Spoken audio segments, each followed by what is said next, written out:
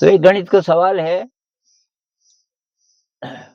जो लोग गणित पढ़ाते हैं तो बच्चों को ये सवाल पूछ सकते हैं। कक्षा 7-8 के बच्चों के लिए शायद सूटेबल है कि भाई ये एक आकृति है, यहाँ से लेके यहाँ तक की दूरी 20 सेंटीमीटर है, यहाँ से लेके यहाँ तक, और यहाँ से लेके यहाँ तक 14 सेंटीमीटर है। ये एक अर्धवृत्त है, ये दूरी 6 सेंटीमीटर है, और ये एक अर्धवृत्त यहाँ से गायब है। तो जितना ये सफेद दिखाई दे रहा है, इसका क्षेत्रफल क्या होगा? तो आपके लिए 20 सेकंड है। मेरे ख्याल से कुछ लोगों के दिमाग में शायद आ चुका हो। दिमाग में जब आ जाएगा तब आप बोलोगे ये तो बहुत ही आसान है। जब तक दिमाग में बात नहीं आती तब तक मुश्किल लग सकता है। तो शायद आपको समझ आ गया होगा। अब इसमें ये दिखना चाहिए कि ये जो अर्धवृत्त यहाँ से निकाला गया है उसमें और ये जो अर्धवृत्त है इसमें कोई फर्क होगा क्या? मान लीजिए दोनों बराबर हो तो तब तो बहुत ज़्यादा आसान हो गया। तो कैसे पता चलेगा कि ये बराबर हैं कि नहीं? इसका रेडियस पता चल जाए या इसका ये व्यास पता चल जाए।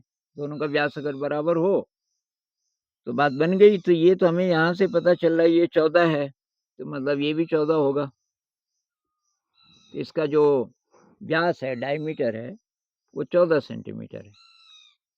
अब इसका पता करते हैं। ये अगर 20 है तो ये भी 20 होगा, क्योंकि ये आयत है।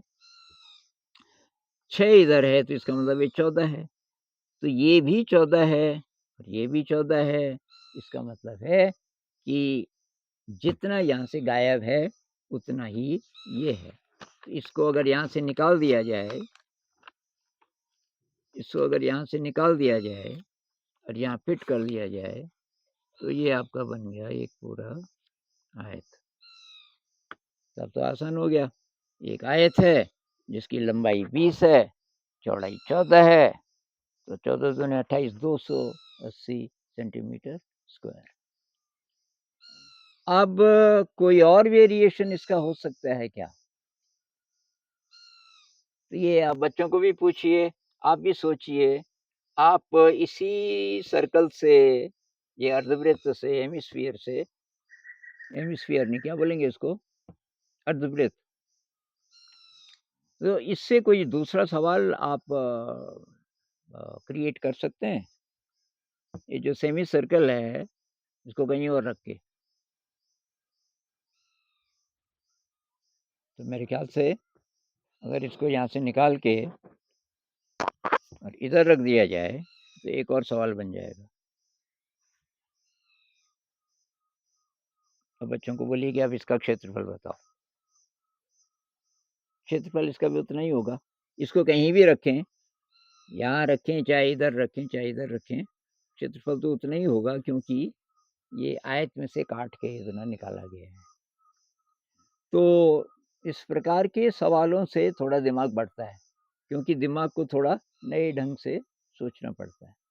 एक सवाल तो फिर यही भी है अकेला, कि अब जो बचा है ये बल्कि ज़्यादा मुश्किल है। वो कैलकुलेशन के हिसाब से ये ज़्यादा मुश्किल है कि ये बताओ भाई ये कितना है। इसमें से अब ये निकाल के, इसका क्षेत्रफल निकाल के घटाना पड़ेगा इसमें से। तो एक इंटरेस्टिंग सवाल था, तो मैंने सोचा कि आपके साथ शेयर करूं। ये अभी आया मेरे दिमाग में कुछ देर पहले। ये होगा कहीं ना कहीं इंटरनेट में, लेकिन मेरा रिवॉर्ड ये है कि ये मेरे दिमाग में आया। जब आपके दिमाग में कोई चीज़ आती है तो वो है असली बात। ये नहीं कि मुझे बहुत सारी ट्रिक्स आती हैं, मैंने सीख ली इधर उधर से, और तो आपके पास उसका भंडार तो काफ़ी है, जैसे टीचर्स के लिए मददगार है। आपको इतनी चीज़ ये जितनी भी आती हों, लेकिन क्रिएटिविटी के लिए बहुत ज़्यादा यूज़फुल वो चीज़ होगी जो आपके दिमाग में आई। तो उसकी कोशिश करनी चाहिए।